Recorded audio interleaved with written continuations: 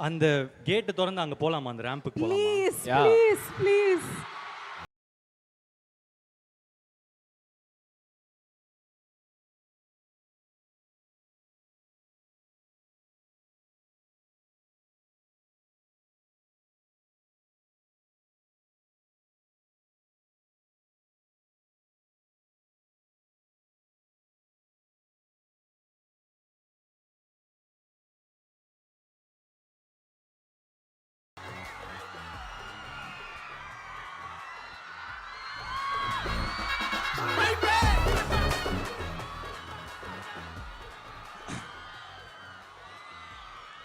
அதான்.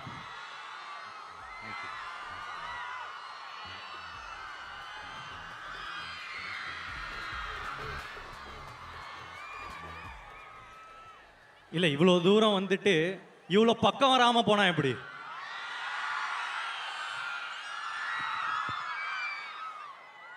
ரொம்ப தூரமா இருந்துச்சு. முதல்ல உங்கள ஒருத்தனை இங்க நிக்க வச்ச உங்களுக்கு நன்றி. டைரக்டா மேட்டருக்கு வரேன். ஸோ எதுக்கு லைக்? என்னம்மா?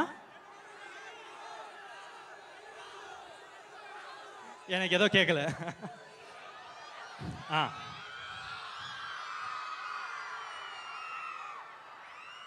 சரி. ஸோ ஏன் லைக்? அதுக்கு ஒரு குட்டி ஃப்ளாஷ்பேக் இருக்கு. நான் வந்து உங்களை மாதிரி காலேஜ் படிச்சுட்டு இருக்கும் போது எனக்கு ஒரு எக்ஸ் கேர்ள் ஃப்ரெண்ட் இருந்தா. அவன் என்னன்னா பெங்களூர்ல இருந்தா.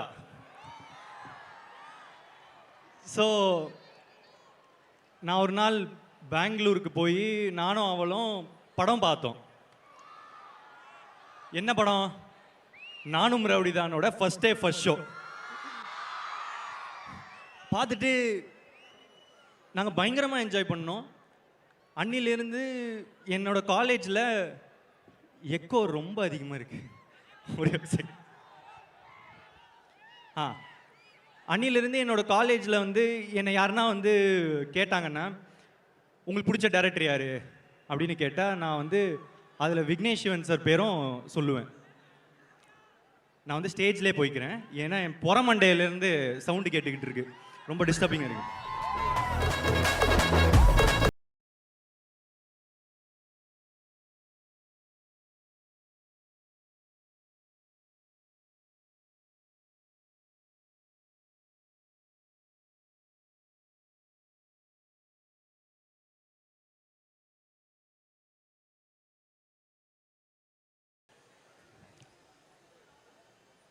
ஸோ எனக்கு ரொம்ப பிடிச்ச டைரக்டர் யார் அப்படின்னு கேட்டால் அன்றைக்கி எப்போவுமே நான் வந்து விக்கி ப்ரோ பேரும் வந்து சேர்த்து தான் சொல்லுவேன்.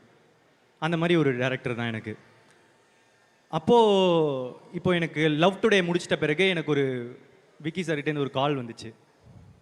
ப்ரோ ஒரு கதை இருக்குது கேட்குறீங்களா அப்படின்னு சொன்னார்.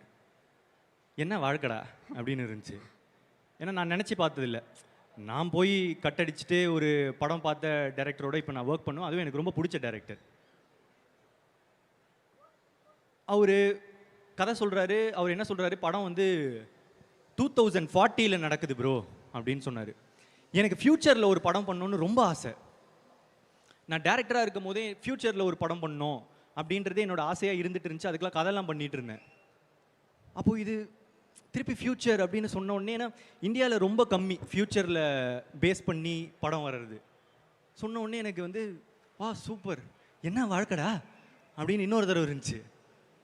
அப்போ கதை நரேஷனில் சொல்கிறாரு, இங்கே எனக்கு என்ன யாரும் இல்லையே பாட்டு வருது ப்ரோ அப்படின்னாரு. என்ன வாழ்க்கடா அப்படின்னு மூணாவது தடவை ஆகுது. ஏன்னா அந்த பாட்டு திரும்ப நான் அந்த சொன்னல அதே காதலி, அந்த காதலிக்காக நான் வந்து பாடின பாட்டு ப்ரோ அது. அதாவது நம்ம சிங்கிங் ஸ்கில்ஸை வந்து வெளியே காட்டுவோம்ல, அந்த மாதிரி வந்து காமிச்சு அவளை இம்ப்ரெஸ் பண்ணுற. அவளும் இம்ப்ரெஸ் ஆனால் நான் இப்போ பாடினேன்னா நீங்கள் கண்டிப்பாக இம்ப்ரெஸ் ஆக மாட்டீங்க. ஸோ அந்த பாட்டுக்கு திருப்பி நம்ம ஹீரோவா அப்படின்னு நினைக்கும் போது அங்கேயே நான் இந்த படம் பண்ணணும் அப்படின்னு வந்து முடிவு பண்ணிட்டேன். இருந்தாலும் சரி ஓகே ஃபுல்லாக கேட்குற மாதிரி நடிச்சிருவோம் அப்படின்னு சொல்லிட்டு அவர் சொல்கிற வரைக்கும் சொன்னார். சொல்லி முடிச்சிட்ட பிறகு இந்த படம் பண்ணுறது அப்படின்றது வந்து ரொம்ப ஃபிக்ஸ் ஆகிட்டோம். அதை தாண்டி அனிருத் ப்ரோ மியூசிக் அப்படின்னு வந்து சொன்னார். எனக்கு முன்னாடியே தெரியும் விக்கி ப்ரோனா அனிருத் ப்ரோ தானே அப்படின்னு சொல்லிட்டு அதில் எனக்கு முன்னாடியே ஒரு சந்தோஷம்தான், எப்படி இருந்தாலும் அனிருத் ப்ரோ மியூசிக் இருக்கும் அப்படின்னு சொல்லிட்டு இருந்தேன். இப்போ என்னென்னா அனிருத் அப்படின்ற ஒருத்தரோட இந்தியாவில் இருக்கிற எல்லாருக்குமே ஒர்க் பண்ணணும்னு ஆசை. நானும் இந்தியன் தானே, எனக்கு ஆசை இருக்கும்ல. ஸோ எனக்கு அந்த ஆசை வந்து நிறைவேற்றிச்சு இந்த லைக் படம். Thank you bro, thanks for working with me. And நான் அவரோட டேலண்ட்டை வந்து அதான் நான் சொன்ன மாதிரி இந்தியாவுக்கே வந்து தெரியுங்க. ஆனால் நான் அதை தாண்டி ஒரு விஷயம் பார்த்தேன். அவர் ரொம்ப க்யூட்டு. ஆக்சுவலாக க்யூட்டாக இருக்கிறவங்கெல்லாம் நல்லவங்களா தெரிவாங்க அப்படின்றது இப்போது ட்ரெண்டாக இருக்கலாம். ஆனால் எனக்கு நல்லவங்களாம் ரொம்ப க்யூட்டாக தெரியுவாங்க. அதில் நீங்கள் பயங்கர க்யூட்டு ப்ரோ. எனக்கு ரொம்ப நல்லவராக நீங்கள் தெரியுறீங்க. எனக்கு இந்த ஒரு நல்ல பர்சனோட எனக்கு இன்னும் நிறைய படங்கள் பண்ணணும் அப்படின்றத தாண்டி இல்லை, எனக்கு உங்களோட நிறைய டைம் ஸ்பெண்ட் பண்ணணும்னு ஆசையாக இருக்குது. அண்ட் அதுக்கு ஒரு ஆப்பர்ச்சுனிட்டி எப்போனா கிடைக்கும் நான் நினைக்கிறேன். Like I want to spend more time with you. And அடுத்து பிரதீப் இ ராகவ், என்னோட ஆஸ்தான எடிட்டர். இந்த படத்தில் வந்து ஒரு புது நிறைய வித்தைகளெல்லாம் வந்து இறக்கியிருக்காரு. அவரோட எடிட்டிங் இந்த டைம் வந்து ஹி வாஸ் நிறைய ஸ்க்ரீன் பிளேக்கும் ஹெல்ப் பண்ணுற மாதிரி ஹி வாஸ் கிவிங் இன்புட்ஸ். அது வந்து நான் ரொம்ப அழகாக பார்த்தேன். Thank you bro, you are a great pillar. And Ravivarman sir genius. ஒரே வார்த்தையில் சொல்லணுன்னா, நீங்கள் இப்போது இங்கே இல்லைன்னு நினைக்கிறேன் சார், ஆனால் எங்கே இருந்தாலும் இந்த படம் பண்ணதுக்கு ரொம்ப தேங்க்ஸ் சார். ஏன்னா ஒரு ஃப்யூச்சர் ஃபில்ம் அப்படின்றது வந்து ஒரு டிஓபி உங்களை மாதிரி நீங்கள் இல்லாமல் இது பாசிபிளாக இருந்திருக்காது சார். அண்ட் உங்கள் கூட ஒர்க் பண்ணிட்ட பிறகு என்னோடய எக்ஸ்பெக்டேஷன் லெவல் வந்து எங்கேயோ போயிடுச்சு. Thank you sir. And Muthuraj sir, again Ravivarman sir மாதிரி ஒரு இன்னொரு லெஜெண்ட். எனக்கு வந்து இந்த படத்தில் ரொம்ப பெரிய பெரிய ஆட்களோட ஒர்க் பண்ணுறதுக்கான ஒரு ஆப்பர்ச்சுனிட்டி கிடச்சிது. அண்ட் ஒரு செட்லாம் வரும். ஆக்சுவலி இந்த படம் பாருங்கள். ஆக்சுவலாக படம் பார்த்துட்ட பிறகு தான் முத்துராஜ் சாரோட டீகோட் செஷன் வந்து வைக்கிற மாதிரி ஒரு படம் இது. Thank you sir. அண்ட் இப்போது நடிகர்களில் எஸ்ஜே சூர்யா சார். இப்போ என்னென்னா ஒரு கொஞ்சம் டைம் எடுக்குங்க, ஒரு பெரிய கதை இது. அங்கே ஆக்சுவலாக ஒருத்தங்க எஸ்ஜே சூர்யா சார் ஃபோட்டோவோட ஒருத்தர் இருக்கார். நிறைய பேருக்கு அவரை பிடிக்கும். அதே மாதிரி தான் நானும் வந்து காலேஜில் வந்து படித்து முடித்த பிறகு ஏடியா சேரணும்னு ஆசைப்பட்டேன். அப்போது எனக்கு அவரை மாதிரியே எஸ்ஜே சூர்யா சாரோட ஸ்க்ரீன் பிளேனா எனக்கு ரொம்ப பிடிக்கும். ஸோ நுங்கம்பாக்கத்தில் ஒரு ஃப்ளாட்டு, அங்கே போயிட்டு என்னோடய ரெஸ்யூம் கொடுத்து சாரை பார்க்கணும் அப்படின்னு சொன்னேன். இல்லை சார் பார்க்குறது கஷ்டம், நீங்கள் ரெஸ்யூம் கொடுத்துட்டீங்களா, நீங்கள் கிளம்பலாம் அப்படின்னு சொன்னாங்க. நான் என்ன பண்ணேன், அப்படியே அந்த ஃப்ளாட் விட்டு வெளியே போயிட்டு ஆப்போசிட்டில் ஒரு படிக்கட்டு இருந்துச்சு, அங்கேயே உட்காந்துட்டேன். ஏன்னா எப்படி இருந்தாலும் சார் இப்படி தானே ஆஃபீஸ் விட்டு வெளியே போகணும், அவரை பார்த்துடலாம்ல. ஏன்னா ரெஸ்யூம் எப்போவுமே போய் சேருமா அப்படின்றது டவுட்டு தான். அதனால் அவரை பார்த்து பேசிடணும் அப்படின்னு சொல்லிட்டு அந்த படிக்கட்டில் உட்காந்துட்டேன். இந்த டைமில் நான் வந்து ஒரே ஒரு ப்ரெசன்டேஷன் போடணுன்னு ஆசைப்பட்றேங்க. ஏன்னா இது ஒரு பெரிய கதைன்றதுனால, நீங்கள்லாம் காலேஜ் ஸ்டூடெண்ட்ஸ் வேறு, ப்ரெசன்டேஷன்லேயே டீல் பண்ணுறேன். ஏன்னா நிறைய கதைகள், கிளை கதைகள், கேரக்டர்ஸ் இருக்குது. அந்த ப்ரெசன்டேஷன் போடுறீங்களா?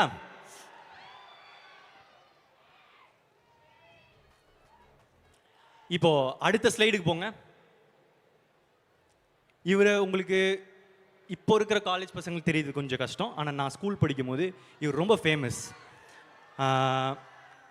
ஜோ அப்படின்ற ஒரு கேரக்டர் கனா காணும் காலங்கள் சீரியலில் பண்ணியிருந்தாங்க. எனக்கு இவர் ரொம்ப பிடிக்கும், யுத்தன் பாலாஜி. இவர் வந்து அந்த ஆஃபீஸ்க்கு போகிறாரு. இவர் போன உடனே எச்ஏ சூர்யா சாரும் போய் டைனிங் டேபிளில் உட்காடுறாங்க. அவங்க ரெண்டு பேரும் சாப்பிட்றாங்க. இப்போ அவங்க சாப்பிடும் போது அவங்க டைனிங் டேபிளுக்கு வந்ததுனால அவங்களுக்கு வாசல் தெரியும் இப்போது. நான் அதனால் போய் வாசல் பக்கத்தில் நிற்கிறேன். நம்ம முகம் பார்த்து நம்மளை கூப்பிட மாட்டாங்களா அப்படின்னு சொல்லிட்டு அங்கே நிற்கிறேன். அப்போது சாரும் பார்த்தாரு. சாரை பார்த்துட்டு யார் அந்த பையன் அப்படின்னு கேட்டாங்க. சார் அவங்க ஏடியா சேர வந்தாங்களாம், நான் சொன்னேன், போக மாட்டேங்கிறாங்க, நான் திரும்ப போய் சொல்கிறேன். இல்லை வர சொல்லுங்கள் அப்படின்னு சொன்னார். நான் உள்ளே போனேன். உள்ளே போயிட்டு என்னப்பா அப்படின்னு கேட்டேன். இல்லை சார் உங்ககிட்ட ஏடியா சேரணும் சார் அப்படின்னு. அதான் ரெஸ்யூம் கொடுத்துட்டிங்களே, கிளம்பலாம் அப்படின்னு சொன்ன உடனே எனக்கு அப்போ ஆக்சுவலாக கார்த்திக் சுப்ராஜ் சார் ஓட ஒரு படம் பண்ணுறாரு, இறைவி அப்படின்னு ஒரு படம் பண்ணிகிட்ருக்காரு.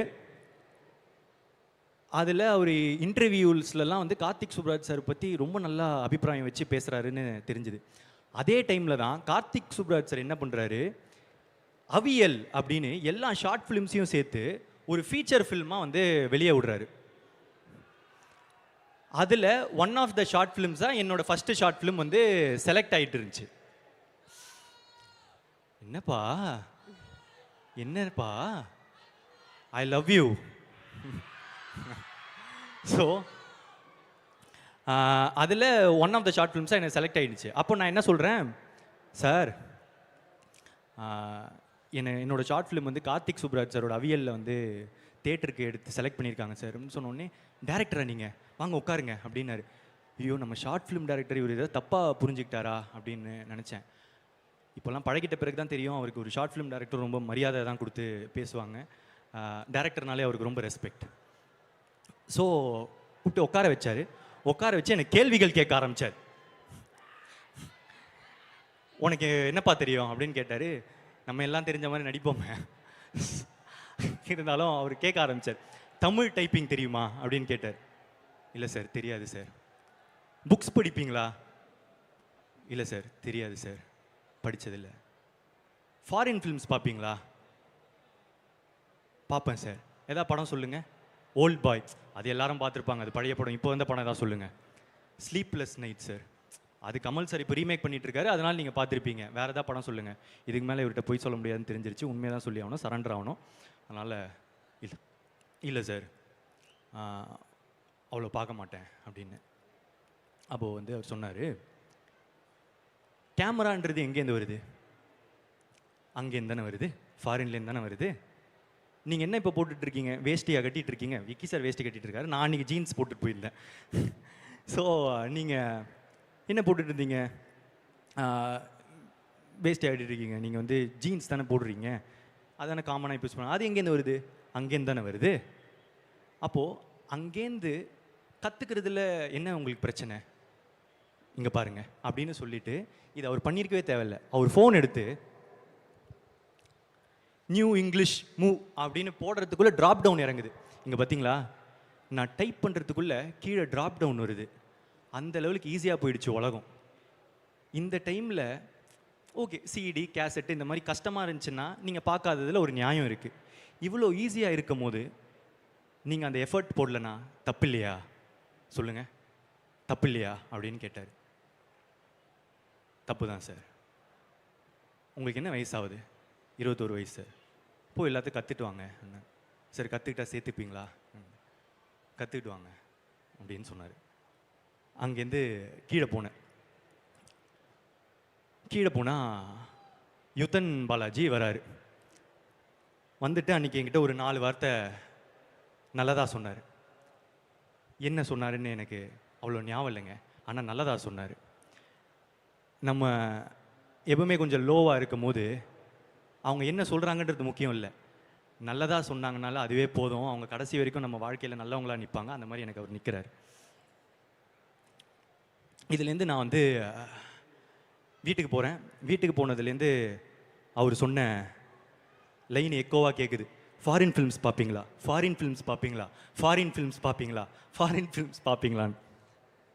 ஸோ அப்போதுலேருந்து 1.5 வருஷத்துக்கு நான் வந்து காலையில் ஆஃபீஸ் போவேன், ஈவினிங் வருவேன். ஈவினிங் வந்துட்டு ஒரு ஃபாரின் படம், எல்லா லாங்குவேஜ், ஜெர்மன், ஃப்ரெஞ்சு, ஈரான், இந்த மாதிரி எல்லா இதுவும் பார்க்க ஆரம்பித்தேன். அப்போ தான் எனக்கு தெரிஞ்சது, ஓகே ஈரானியன் ஃபிலிம்ஸ்னால் வந்து ரியலிஸ்டிக்காக இருக்கும் போல், ஃப்ரெஞ்ச் ஃபிலிம்ஸில் எடிட்டிங் சூப்பராக இருக்கும் போலன்னு என்னோடய பெர்ஸ்பெக்டிவே வைட் ஆயிடுச்சு. நிறைய கற்றுக்கிட்டேன். அந்த 1.5 வருஷம் கழிச்சுட்டு வேல்ஸ் காலேஜ் யூனிவர்சிட்டியில் போயிட்டு வேல்ஸ் இன்டர்நேஷ்னல் ஃபில்ம் இன்டர்நேஷ்னலில் போயிட்டு ஒரு படம் சைன் பண்ணுறேன். அது வேறு கதை, இன்னொரு நாள் சொல்கிறேன். ஸோ அவங்க போய் சைன் பண்ண அவங்க சொல்கிறாங்க, நீங்கள் ஒரே ஒரு ஹீரோ மட்டும் நம்ம லாக் பண்ணிட்டா இந்த ப்ராஜெக்ட் டேக் ஆஃப் ஆகிடும். இப்போ நான் போகிறேன், நமக்கு சினிமாவில் யாருமே தெரியாது, ஐடி காலேஜ் ஒரு பேக்ரவுண்ட் இல்லை. ஸோ என்ன பண்ணுறது, ஹீரோ எங்கே நின்னு சொல்லி யோசிச்சுட்டு இருக்கும்போது எனக்கு ஒரே ஒருத்தர் சினிமாவில் தெரியும். அவர் என் காலேஜ் சீனியர், நாளைய இயக்குனர்லாம் வந்து பண்ணியிருக்காரு, அதனால் அவருக்கு கொஞ்சம் கான்டாக்ட்ஸ் இருக்குது அப்படின்னு போனேன். அஸ்வத். அவர்கிட்ட போயிட்டான்னா, எனக்கு வந்து எஸ்ஜே சூர்யா சார்கிட்ட கதை சொல்லணுன்னு ஆசையாக இருக்குது, ஏதாவது வழி இருக்கா அப்படின்னு கேட்டேன். மச்சான் இருறா அப்படின்னு சொல்லிட்டு போனார், பக்கத்து ரூமுக்கு போனார். போயிட்டு கால் முடிச்சு, என்ன யாருக்கு கால் பண்ணார் தெரியுமா? ஸ்ரீ கார்த்திக். இவங்க வந்து ஒரு கணம் படத்தோட டைரக்டர். இவர்கிட்ட பேசிட்டு வந்து என்கிட்ட வந்து சொன்னாங்க, மச்சான் நான் ஸ்ரீ கார்த்திக்னு எனக்கு ஒரு ஃப்ரெண்ட் இருக்கான், அவன் வந்து ட்ரீம் வாரியர்ஸில் ஒரு படம் பண்ணுறான். அவன் அதே ட்ரீம் வாரியர்ஸ் வந்து மான்ஸ்டர்னு ஒரு படம் பண்ணுறாங்க. அந்த மான்ஸ்டரில் ஹீரோ வந்து எஸ்ஜே சூர்யா சார் தான். ஸ்ரீ கார்த்திக் என்ன சொல்கிறான், அவனால் உன்னை வந்து அந்த செட்டுக்கு கூப்பிட்டு போக முடியுமா, அதுக்கு மேலே உன்னோடது ராண்டா அப்படின்றாங்க. நான் ஓகே நான் போதும்ண்ணா அப்படின்னு. இப்போ இங்கே என்னென்னா, பசங்க அவங்க ஃப்ரெண்டுக்கு மட்டும் ஹெல்ப் பண்ண மாட்டாங்க, அவங்க ஃப்ரெண்டோட ஃப்ரெண்டோட ஃப்ரெண்டோட ஃப்ரெண்டோட ஃப்ரெண்டோட ஃப்ரெண்டோட ஃப்ரெண்டுக்கும் ஹெல்ப் பண்ணுவாங்க. அவ்வளோதான் பசங்க. அந்த மாதிரி தான் ஸ்ரீ கார்த்திக்கு, அந்த மாதிரி தான் அஸ்வத். 2 பேரும் என்னை ஹெல்ப் பண்ணாங்க. என்னை கூப்பிட்டு போய் அந்த செட்டில் நிற்க வச்சாங்க. வெயிட் பண்ணிகிட்டு இருந்தோம். எஸ்ஜே சூர்யா சார் வந்தார். வந்த உடனே நான் போய் பேசினேன். சார் நான் இந்த மாதிரி வேல்ஸில் வந்து சைன் பண்ணியிருக்கேன், உங்ககிட்ட கதை சொல்லணும் சார் அப்படின்னு. சரி இப்போ நான் கேட்டுடுறேன்னாரு. ஆனால் எனக்கு ஆக்சுவலாக நம்பிக்கை இல்லை. ஸோ அதனால் அங்கேயே வந்து நான் வந்து சார் நான் எனக்கு ஒரு 1 மினிட் டைம் தெரியுங்களா, நான் வந்து 1 லைன் மட்டும் இங்கே சொல்கிறேன். இல்லைப்பா நான் இன்னொரு நாள் கேட்டுடுறேன் அப்படின்னாங்க. ஸோ ரேம்புக்கு வரேன்ப்பா, இங்கே தான் சவுண்டு கொஞ்சம் இதுவாக இருக்குது. Okay yeah. ஸோ வரேன். ஸோ ஸோ நேராக போயிட்டு இருக்கும்போது இந்த மாதிரி தடைகள் வந்தால் கொஞ்சம் கஷ்டமாக இருக்குது. இந்த படத்துக்கும் இந்த மாதிரி தான் நிறைய தடைகள் வந்துச்சு. என்னால் வந்துடுவோம். ஐயா அவனை யாராவது கொஞ்சம் மியூட் பண்ணுங்க ஐயா. எங்கே விட்டேன்? செட்டுக்கு போனோமா. செட்டுக்கு போயிட்டு சார் சொன்னார், நான் உங்கள் கதை கேட்குறேன்ப்பா அப்படின்னாரு. நான் வந்து சார் ஒரே ஒரு நிமிஷம் சார், நான் வந்து 1 லைன் மட்டும் சொல்லிடுறேன். இல்லைப்பா நான் கேட்குறேன் சார் ஒரு நிமிஷம் சார், நான் 1 லைன் மட்டும் சொல்லிடுறேன் சார் சொல்லும் போது இங்கே பின்னாடி அஸ்வத்துக்கும் ஸ்ரீகார்த்திக்கும் ஒரே ஒரு மாதிரி ஆகுது, என்னடா அவனை கூப்பிட்டு வந்து ஒரு மாதிரி பண்ணிகிட்டு இருக்கான்னு. ஆனால் இப்போ என்னென்னா, வாய்ப்பு வந்து எப்போனா தான் ஒரு தடவை கிடைக்கும், அதை மிஸ் பண்ணிட்டா திருப்பி கிடைக்குமான்னு தெரியாது. அதனால் ஃபுல் எஃபர்ட் போட்டுருணும். நோ சொன்னால் நோ சொல்லிட்டோம். ஸோ அதனால் சொல்லிட்டு நான் சார் 1 லைன் சார் அப்படின்னு, இங்கே பாருங்கப்பா நான் கண்டிப்பாக கேட்குறேன், இதுதான் என் நம்பரு எடுத்துக்கோங்க அப்படின்னு சொன்னார். சரி ஓகே நம்பர் தந்துட்டாரு அப்படின்னு சொல்லிட்டு நான் வந்து ஒரு வீக்லி ஒரு ரிமைண்டர் போட ஆரம்பித்தேன். ஒரு நாள் வந்து அவர் சொன்ன மாதிரியே எனக்கு வந்து பிரதீப் சார், பிரதீப்னு சொல்ல மாட்டார், சார் தான், sir are you free today அப்படின்னு சொன்னார். அன்னைக்குன்னு பார்த்து த்ரோட்டு போயிடுச்சு, ஃபுல் கோல்டு. ஸோ எனக்கு பயங்கர கோல்டு, எனக்கு பேசவே முடியல. இப்போ நான் இந்த வாய்ஸில் போய் அவருக்கு வந்து நரேஷன் கொடுத்தா கண்டிப்பாக ஓகே ஆகாதுன்னு எனக்கு தெரியும். ஆனால் அதே டைமில் இந்த வாய்ப்பை தட்டி விட்டுட்டா திரும்ப கிடைக்குமானோ எனக்கு தெரியலை. ஸோ என்ன பண்ணுறேன், அவருக்கு கால் பண்ணி, சார் எனக்கு ஆக்சுவலாக வாய்ஸ் கொஞ்சம் இப்படி ஆயிடுச்சு சார், நான் கொஞ்சம் சார் நம்ம இன்னொரு நாள் மீட் பண்ணலாமா சார் அப்படின்னு சொல்லி கேட்குறேன். ஏன்னா அப்படியே லைவ் ப்ரூஃப் தரேன் நான், அப்போ தான் நம்புவார், இல்லைனா பொய் சொல்கிறேன்னு கூட நினச்சிக்கலாம்ல. ஸோ அவரும் வந்து இல்லைப்பா நான் வந்து உனக்கு நான் இன்னொரு நாள் நான் கண்டிப்பாக கேட்குறேன் அப்படின்னு சொன்னார். இன்னொரு நாள் நடக்குது. அவர் சொன்ன மாதிரியே வந்து are you feeling better today அப்படின்னு சொல்லிட்டு 1 வீக் கழித்து, என் கேர்ள் ஃப்ரெண்ட் கூட அப்போ அப்படி கேட்டதில்லை, கேட்டார். கேட்டுட்டு சார் ஓகே சார் நான் வந்துடுறேன் அப்படின்னு சொல்லிட்டு பார்க் ஹயாட் ஹோட்டலுக்கு கூப்பிட்டாரு. அந்த அப்போ தான் நான் வந்து ஃபஸ்ட் டைம் ஒரு 5 ஸ்டார் ஹோட்டலுக்குள்ளே போகிறேன். அந்த கிரெடிட்ஸ் வந்து ஃபுல்லாக எஸ்ஜே சூர்யா சாருக்கு தான். பா பயங்கரமாக இருக்குல்ல அப்படின்னு சொல்லிட்டு பார்க்கேட் ஹோட்டலுக்குள்ளே போயிட்டு இந்த ரெஸ்டாரண்ட்டில் கதை சொல்லுன்னு சொன்னாங்க. அவர் மிகப்பெரிய தப்பு பண்ணுறாருன்னு எனக்கு தெரிஞ்சிருச்சு. ஏன்னா நான் கொஞ்சம் லவுடாக நரேட் பண்ணுவேன். நான் வந்து ஆரம்பித்து சார் ஓப்பன் பண்ணா அப்படின்னு சொல்லி ஓப்பன் பண்ண இந்த ரெஸ்டாரண்ட்காரங்கெல்லாம் வந்துட்டாங்க. வந்துட்டு சார் கொஞ்சம் கம்மியாக பேசுங்க அப்படின்னா எஸ்ஏ சூர்யா சாரே கொஞ்சம் கூச்சப்பட வச்சுட்டேன். சார் கொஞ்சம் சார் ப்ளீஸ் சார் என்ன சார் ஓகே சார் கம்மியாக பேசுகிறேன் சார். சார் அதுக்கப்புறம் என்ன நடந்துச்சுனா சார் அப்படின்னா சொல்லிவிட்டு அப்படியே அந்த கதை போச்சு. போயிட்டு அந்த கதை முடித்த உடனே சார் சொன்னார், ஒரு 4 பாயிண்ட்டு தேவை இந்த படத்துக்கு, அது கொஞ்சம் கம்மியாக இருக்குன்னு, நல்லா இருக்குது, ஒரு 4 பாயிண்ட் தேவை அப்படின்னு சொன்னார். சொல்லிவிட்டு நீங்கள் நல்லா நரேட் பண்ணுறீங்க, ஆக்சுவலாக நீங்கள் நல்லா நடிக்கிறீங்க, நான் கவனித்தேன் அப்படின்னு சொன்னார். உங்களுக்கு ஒரு பிரைட் ஃப்யூச்சர் இருக்குது அப்படின்னு சொல்லிட்டு போனார். இப்போ நான் அன்றைக்கி ஃபேஸ் பண்ணது ரிஜெக்ஷன் தான். ஆனால் எனக்கு பிடிச்ச ஒருத்தர் என்னை பற்றி என் மேலே நம்பிக்கையாக ஒன்று சொன்னார்ல, நான் நல்லா வந்துடுவேன்னு. அடுத்த 1.5 வருஷத்துக்கு நான் எப்போ லோ ஆனாலும் நான் அதை மட்டும்தான் யோசிப்பேன். எஸ்ஜே சூர்யா சார் எனக்கு பிடிச்ச ஒருத்தர் வந்து சொல்லிட்டாரு நான் நல்லா வந்துடுவேன்னு. இல்லை நான் கண்டிப்பாக நல்லா வந்துடுவேன் அப்படின்னு சொல்லிட்டு என்னையே நான் ஃபியூவலாக எடுத்துக்கிட்டு மோட்டிவேட் பண்ணிக்க ஆரம்பித்தேன். அவரும் நானும் இப்போ சேர்ந்து ஒரு படம் பண்ணுறோம் அப்படின்னு நினைக்கும் போது என்ன வாழ்க்கடா அப்படின்னு எனக்கு வந்து திரும்ப ஒரு ஃபீலிங். இந்த டைமில் என்னென்னா, இந்த பறவைங்க இருக்குல்ல, இந்த பறவைங்கள்லாம் பறக்கும் போது விதைகளை வந்து அப்படியே தெரியாமல் தூவி விட்டு போயிடுமா. அதனால் ஒரு பெரிய காடே உருவாகும். ஆனால் அந்த பறவைக்கு தெரியாது அதனால தான் அந்த காடு உருவாச்சுன்னு. அந்த மாதிரி நிறைய மனிதர்கள் அவங்களுக்கே தெரியாமல் அவங்க பண்ணுற சின்ன சின்ன விஷயத்தினால மற்ற மனுஷங்க வாழ்க்கையில் பெரிய பெரிய மாற்றங்களை உண்டாக்குறாங்க. அந்த மாதிரி என் வாழ்க்கையில் மாற்றங்களை உண்டாக்குன மனுஷங்க இவங்கெல்லாம் இந்த எஸ்ஜே சூர்யா சார் கதையில் இவங்களும் ஒரு பார்ட். அதில் எஸ்ஜே சூர்யா சாருக்கு ஒரு மிகப்பெரிய பங்களிப்பு இருக்கு. சார் இந்த டைமில் இருப்பாருன்னு நினச்சேன். ஏன்னா அவருக்கே இந்த கதைலாம் கண்டிப்பாக ஞாபகம் இருக்காது. ஒரு நார்மலான பையனை இவ்வளோ ஸ்வீட்டாக அவர் டீல் பண்ணி அன்றைக்கி அமைச்சிருக்கணும்னு தேவையில்லை. ஆனால் அன்றைக்கி அவர் ஸ்வீட்டாக பண்ணதுனால தான் எனக்கு அது ரொம்ப பாசிட்டிவாக இருந்துச்சு. ஸோ அந்த நடிப்பறக்கனுக்கு அவ்வளோ பேஷனேட்டாக ஒரு நடிப்பு ஆக்டிங் தான் சார், இதுதான் சார்னு நான் அவ்வளோ பார்த்ததில்லைங்க. அதுக்காக அவரோட எல்லா ஆசைகளும் அவருக்கு நிறைவேறணும்னு நான் கடவுளை பிரார்த்திக்கிறேன்.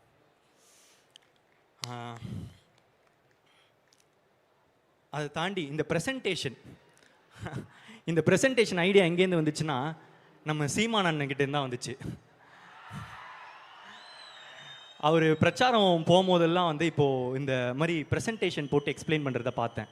ஆக்சுவலாக எனக்கு ரொம்ப பிடிச்சிருந்துச்சு, சொல்கிறதெல்லாம் கொஞ்சம் புரியுது. ஸோ இந்த ஐடியா நல்லா இருக்கே அப்படின்னு சொல்லிட்டு அந்த விதையை நான் எடுத்துக்கிட்டேன். இந்த மாதிரி அவர்கிட்ட சீமான் அண்ணன்கிட்ட நிறைய நல்ல குவாலிட்டிஸ் இருக்குது. ஃபார் எக்ஸாம்பிள் எல்லாரையும் ரொம்ப நல்லா பார்த்துப்பாரு. வராண்டா இவன் வேற ஒருத்தன்.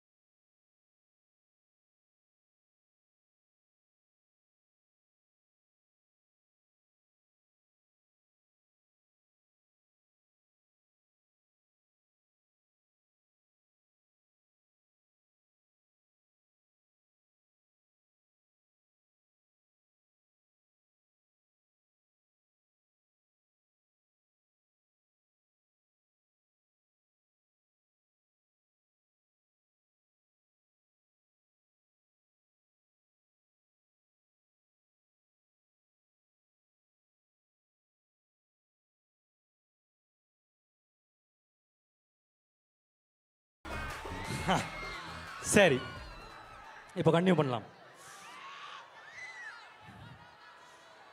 இப்போ என்னன்னா, ஸோ சீமான் சார் கிட்ட இந்த மாதிரி நிறைய நல்ல குவாலிட்டிஸ் இருக்குது. நான் போய் சாப்பிட போனேன்னா அவரே சமைச்சு எடுத்துகிட்டு வருவார். எடுத்துகிட்டு வந்து, தம்பிக்கு இதை வச்சியா, தம்பிக்கு அதை வச்சியா, தம்பி சாப்பிட்டாரா, இதை சாப்பிட்டாரா அப்படின்னு சொல்லிட்டு கேட்பாரு. இவன் இவன் இவன் வந்து விடமாட்டான் போல இருக்குது. டேய் நான் வரேன்டா.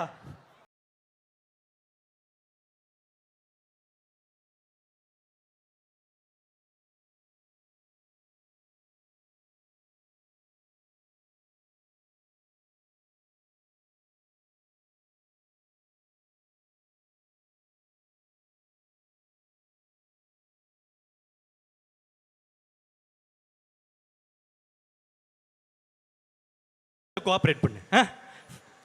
ஸோ சீமான் சார் கிட்ட இந்த மாதிரி நல்ல குவாலிட்டிஸ் இருக்கு. மற்றவங்களை நல்லா பார்த்துக்கிறது. அதுக்கப்புறம் அவர் அறிவை வந்து ரொம்ப ஷோ ஆஃப் பண்ண மாட்டார். அதாவது அவருக்கு இருக்கிற அறிவு வந்து ரொம்ப அதிகம். ஆனால் எனக்கு வந்து அவருக்கு தெரிஞ்ச அளவுக்கு அவ்வளோ விஷயங்கள் எனக்கு தெரியாது. அதெல்லாம் கொண்டு வந்து என்கிட்ட பேச மாட்டார். அதே மாதிரி அரசியல்லேருந்து யாருன்னா வந்தாங்கன்னா அவங்கக்கிட்ட போய் சினிமா பேச மாட்டார். யார்கிட்ட என்னென்ன பேசணுமோ அதை மட்டுமே பேசுவார். அது ஒரு பயங்கரமான குவாலிட்டி. அதை நான் அவர்கிட்டேருந்து அப்சர்வ் பண்ணேன். அதை நான் யூஸ் பண்ணணும்னு நான் நினைக்கிறேன். இந்த மாதிரி சார் ஆக்சுவலாக அவரும் நான் பார்த்த ஒன் க்யூட். ஸோ சீமான் சார், அதுக்கப்புறம் இந்த மாதிரி ஒரு லிஸ்ட் வச்சுருக்கேன். ஒரு செகண்ட்.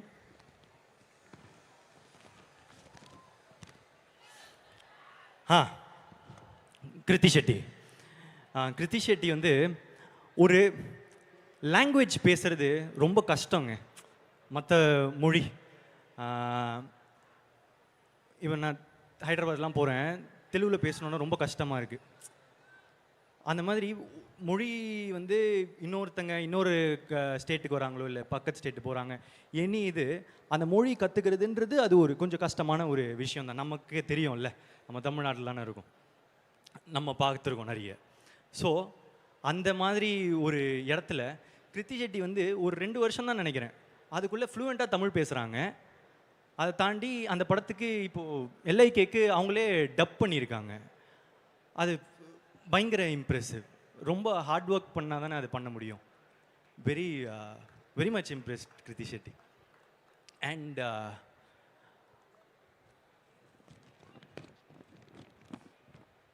யோகி பாபு சாரோட என்னோட 3வது கொலாபரேஷன் இது. ஓப்பன் ஃப்ரெண்ட் அப்படின்னு ஒரு கேரக்டர் பண்ணியிருக்காரு. அது ஒரு இன்ட்ரெஸ்டிங்கான கேரக்டராக இருக்கும். அவர் சொன்ன வந்த இடம்லாம் எனக்கு பிளாஸ்ட்டு. நீங்களும் என்ஜாய் பண்ணுவீங்கன்னு நினைக்கிறேன். ஐ லவ் யூ சார். நிறைய பண்ணோம் சார். அண்ட் கௌரி கிஷன், உங்களோட அந்த ஒரு ப்ரெஸ் ரிலீஸ், ப்ரெஸ் மீட், அந்த இது நீங்கள் எதிர்த்து நின்ன விஷயம் எனக்கு ரொம்ப பிடிச்சிருந்துச்சி. ஸோ அதுக்கு வாழ்த்துக்கள். அண்ட்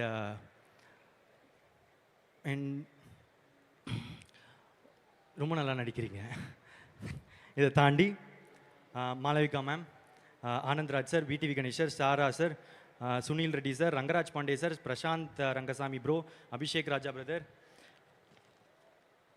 தீபிகா, ரியா சுமன், எழிலரசன், ஆல்பர்ட், காத்து கருப்பு, அதுக்கப்புறம் நிறைய யூடியூபர்ஸ், நிறைய இன்ஃப்ளூயன்சர்ஸ், கேமியோ பண்ண Mysskin sir, love you sir. அதுக்கப்புறம் நான் ஷார்ட் ஃபிலிம் நடித்த அமிர்தா ஐயர், திரும்ப அவங்களோட நடித்த ரொம்ப சந்தோஷம்.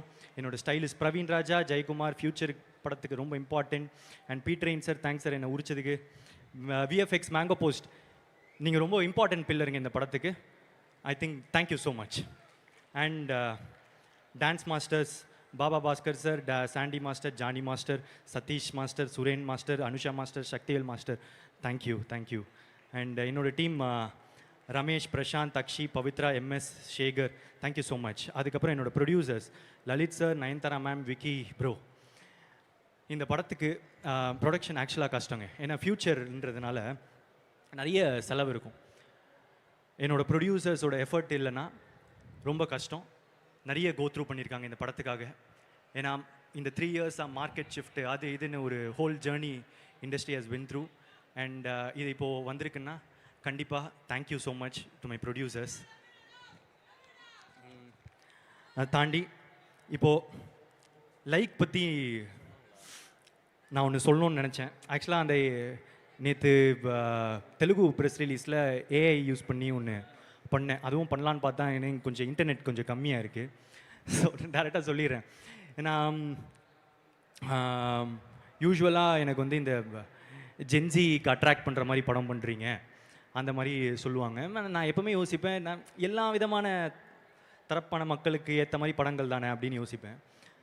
ஆனால் ஆக்சுவலாக இந்த படம் இந்த ஏஐ பேஸ் பண்ணி இந்த மாதிரி டெக்னாலஜி ஃப்யூச்சர் அப்படின்றதுனால இன்னும் ஜென்சிக்கும் ஜென் ஆல்ஃபாவுக்கும் இன்னும் கொஞ்சம் பிடிச்ச மாதிரி படமாக இருக்க வாய்ப்பு இருக்குது. அண்ட் இது ஏஐ இப்போ நம்ம எல்லாத்துக்கும் ChatGPT யூஸ் பண்ணுறோம்ல, அதை சொல்கிறது தான் இப்போ நம்புகிறோம். ஸோ 2040 இது நடந்தால் எப்படி இருக்கும் அப்படின்றது தான். ஸோ இது என்னடா கொஞ்சம் ஃபார்வர்டாக இருக்கே, நமக்கு புரியுமா அப்படின்ற ஏரியா இருந்துச்சுன்னா, இதோட ட்ரீட்மெண்ட் வந்து நல்லா கமர்ஷியலான விக்கி ப்ரோ ஸ்டைலில் இருக்கிற ஒரு படம். அவர் படத்தில் என்ன இருக்கும்? லவ் இருக்கும், காமெடி இருக்கும், சாங்ஸ் இருக்கும். அவங்க combination Anirudh bro and Vicky bro songs இருக்கும். அது எல்லாமே இந்த படத்தில் இருக்குது. இந்த படத்தில் நானும் இருக்கேன் அவர் ஸ்டைலில். I have acted in it. எனக்கு இந்த படம் ஒரு புது முயற்சி, ஒரு புது கதை. உங்களுக்கு எல்லாருக்கும் பிடிக்கும்னு நான் நம்புகிறேன். Thank you so much. இதை தாண்டி லாஸ்ட்டாக ஒரே ஒரு விஷயம். எப்பவுமே நான் என்னோடய ஃபேன்ஸ் அப்படின்னு சொல்கிறதுக்கு வந்து கொஞ்சம் கூச்சப்படுவேன். ஏன்னா என்னடா உனக்கு அதுக்குள்ளே ஃபேன்ஸா அப்படின்லாம் வந்து எதாவது சொல்லுவாங்க அப்படின்றதுக்கு. ஆனால் இப்போ நான் போகிற இடம்லாம் அவங்க எனக்காக பண்ணுறதை வந்து காட்டுறதும், அவங்க எனக்காக பண்ணுறதை நான் பார்க்குறதும், அவங்க இன்டர்நெட்டில் எனக்காக சப்போர்ட் பண்ணுறதும், இதெல்லாம் பார்த்துட்டு அவங்க பேரை சொல்ல நான் ஏன் கூச்சப்படணும்னு தோணுச்சு. ஸோ இப்போ சொல்கிறேன், என்னோட ஃபேன்ஸ்,